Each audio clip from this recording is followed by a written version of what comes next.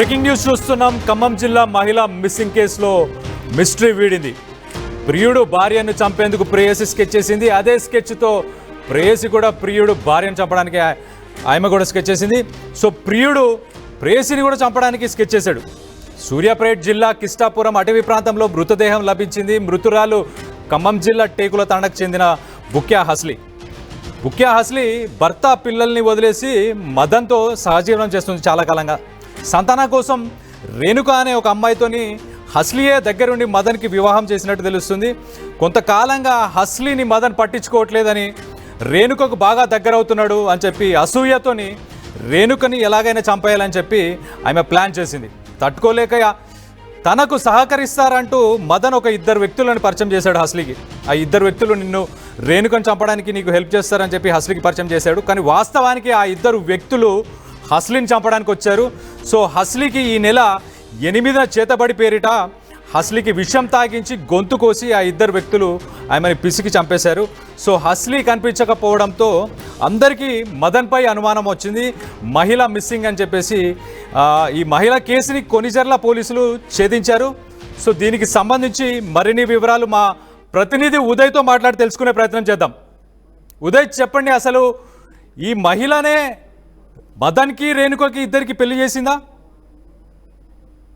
తీసుకెళ్ళాను. ఖమ్మం జిల్లాలో అదృశ్యమైనటువంటి మహిళ కేసును కొనిజర్ల పోలీసులు అయితే ఎట్టకేలకు ఛేదించారని చెప్పుకోవాలి. అయితే కేసు విచారణలో సంచలనమైనటువంటి విషయాలు వెల్లడైనాయని మనకు చాలా స్పష్టంగా అర్థమవుతుంది. ఈ నెల 11వ తేదీన బూక్యా హస్లీ ఖమ్మం జిల్లా కామేపల్లి మండలం టేకుల తండ ఆమె స్వస్థలం. ఆమె 6 ఏళ్ల కాలంగా భర్తను పిల్లలను వదిలేసి మరొక యువకుడు బూక్యా మదన్ అనే యువకుడితోటి సహజీవనం చేస్తూ వస్తుంది. అయితే ఈ నేపథ్యంలో సంతాన భాగ్యం లేకపోవడంతో రేణుక అనే ఒక మరొక యువతితో మదన్కి వివాహం జరిపిస్తుంది బూక్యా హస్లీ. అయితే ఇరువురి మధ్య తగాదాలు తరచూ పెరగడంతో ఒకసారిగా రేణుకను హత్య చేయాలని చెప్పి మదన్తో కలిసి నిర్ణయం తీసుకుంటుంది హస్లీ. అయితే మదన్ నందుకు విరుద్ధంగా మరొక భారీ స్కెచ్ ని వెనుకుండి వేస్తాడు.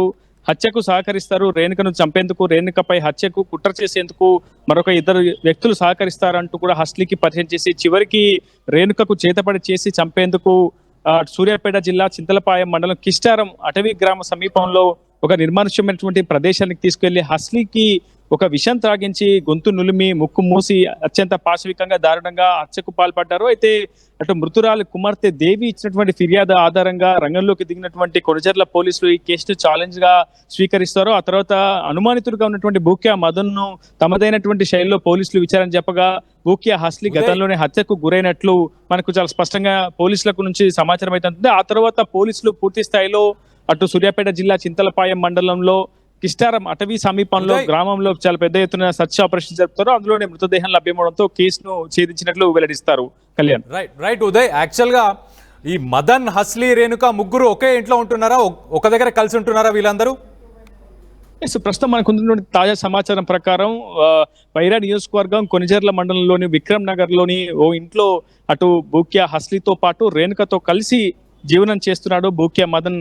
అయితే రేణుక గత 3 ఏళ్ల క్రితం రేణుకను మదన్ వివాహం చేసుకున్నాడు. అయితే వివాహం తదనంతరం రేణుకతోటే చనువుగా ఉండడం, రేణుకతోటే అతి ఎక్కువ సమయాన్ని కేటాయించడంతో హస్లీకి పూర్తి స్థాయిలో వివాదం ఏర్పడింది. హస్లీ మదన్ ను ఎప్పుడు వారిస్తూ వచ్చేది, తనతోనే ఎక్కువ సమయం స్పెండ్ చేయాలంటూ కూడా అటు మదన్ పై ఒత్తిడి చేసే ప్రయత్నం చేసింది. ఈ నేపథ్యంలో రేణుకను అవసరమైతే హత్య చేద్దామని కూడా మదన్ తో కలిసి అటు హస్లీ చర్చించినట్లు మనకు సమాచారం అవుతుంది. అయితే రేణుకను హత్య చేసేందుకు ఇద్దరు వ్యక్తులు సహకరిస్తారంటూ పరిచయం చేసినటువంటి మదన్ చివరికి హస్లీని అంతం చేయాలని చాలా పక్కా పథకం రచిస్తాడు. ఆ పథకంలో అమల్లో భాగంగానే ఆ ఇద్దరు వ్యక్తులతో కలిసి హస్లీని అత్యంత దారుణంగా విషం తాగిపించి ఆమె గొంతు నులిమి ముక్కు మూసి చంపేయడం జరుగుతుంది. అయితే ఈ నెల 11వ తేదీన మిస్ అయినటువంటి అదృశ్యమైనటువంటి బూక్యా హస్లీ సూర్యాపేట జిల్లా చింతలపాయం మండలం కిష్టారం అటవీ గ్రామంలో మృతదేహం ఆమె లభ్యమవుతుంది. కుళ్ళిపోయినటువంటి స్థితిలో ఉన్నటువంటి మృతదేహాన్ని పోలీసులు గుర్తించి ఆ తర్వాత పోస్ట్ మార్టం నిర్వహించి బంధువులకు డెడ్ బాడీ అప్పగించారు. ప్రస్తుతం హస్లీ అంత్యక్రియలు కూడా ముగిశాయి. అయితే ఈ నేపథ్యంలో పోలీసులు కూడా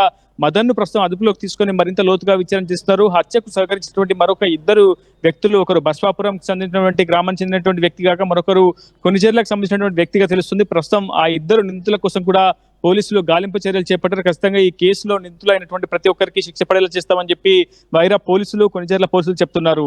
Kalyan. Thanks for the update Uday. Khammam జిల్లాలో మహిళ మిస్సింగ్ కేసులో మిస్టరీ వీడింది. ప్రియుడి భార్యను చంపేందుకు ప్రేయసి స్కెచ్ చేసింది. కానీ అదే ప్రేయసిని చంపడానికి ప్రియుడు స్కెచ్ చేసి ఆమెని హతమార్చాడు. సూర్యాపేట జిల్లా కిష్టాపురం అటవీ ప్రాంతంలో ఆమె మృతదేహం లభించింది.